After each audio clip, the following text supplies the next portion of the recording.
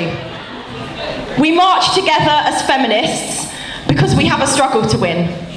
And it is not an option to stand by and do nothing. We have marched tonight for all those who have paved the way before us and all those who can't be here.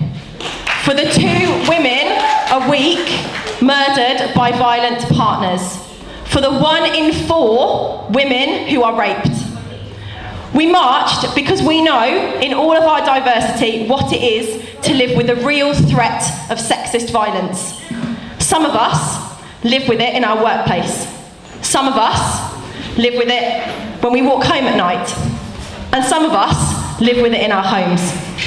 It is a shame on our society that in 1 week, 30,000 women will experience violence from a partner. 10,000 women will be sexually assaulted.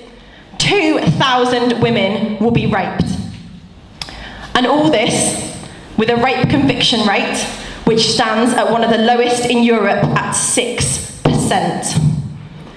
And people tell me every single day that we don't need feminism. I still feel so angry that more hasn't been done to end violence against women and girls. Angry that we need to reclaim the night from those who abuse us, who call us names, who treat us with disrespect. Angry that many women have to avoid places like West Street or the clubs on the beach or St James's Street and can't take it for granted that they'll be safe in those places. Angry about the pervading and powerful cultural norms that create the conditions in which violence against women and girls thrives, like how women are portrayed in our society, especially by the media.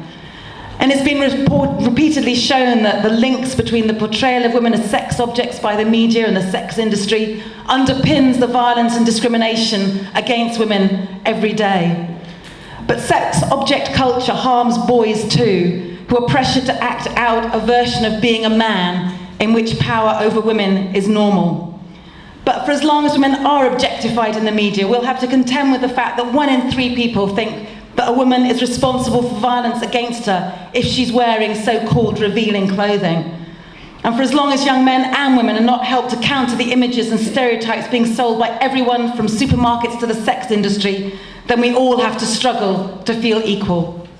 When I see a man approach and I cast down my eyes, I'm not laying down a hand, I'm not looking for a prize. It's just a force of habit, this avoiding the male glance, because it isn't worth the trouble and it isn't worth the chance of them thinking that I'm actively giving them the eye and not simply acknowledging a fellow passerby. And no, I don't know what they're thinking, but I know what men have thought, and I live by my experiences and the lessons I've been taught. In a society where one such glance could put me in great danger, I'd rather look down at the floor than smile at a stranger.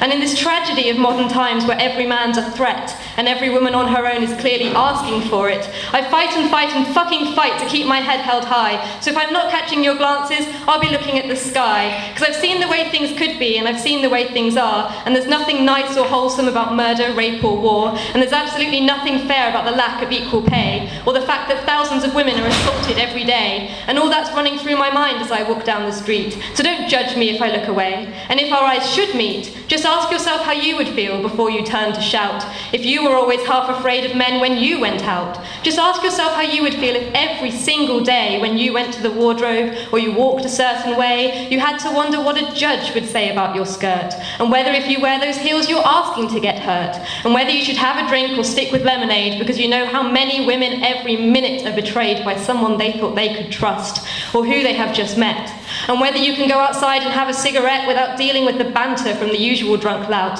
and whether you'll need the alarm in the handbag you've brought out, and whether you should call a friend to walk you safely home because you know you're vulnerable when you're walking alone. So if you see me in the street, don't ask me for a smile, and don't assume I dress for you or appreciate your vile assertion of ownership on a body that's my own, when all I really want to do is make it safely home. Because I'm already fighting to be here in the first place without having to worry about a smile upon my face. So don't attempt to hit on me with chauvinistic bile, and before you comment on my shoes, try walking in them for a mile.